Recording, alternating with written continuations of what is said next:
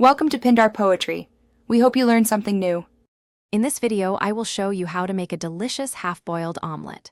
First, crack 2 to 3 large eggs into a bowl and whisk them gently with a pinch of salt until just combined, avoiding too much air. Next, melt 1 tablespoon of butter in an 8-inch non-stick pan over medium-low heat, ensuring it coats the entire surface. This initial preparation is key for a smooth cooking process. Once your pan is ready, pour the egg mixture in and let it set for about 30 seconds without disturbing it. As the edges begin to firm up, use a spatula to gently push the cooked egg towards the center of the pan.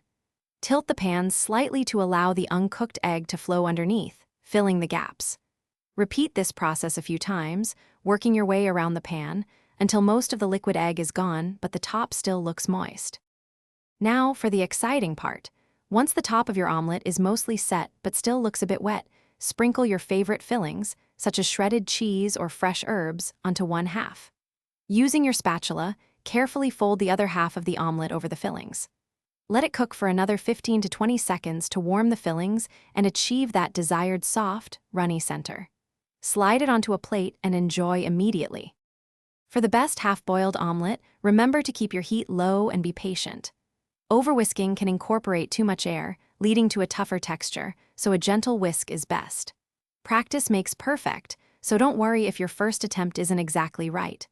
Also, staying hydrated is important, so check out the description below for a link to a fantastic water bottle and other great deals. Thanks for watching, and happy cooking! Thanks for watching. Consider subscribing if we helped you.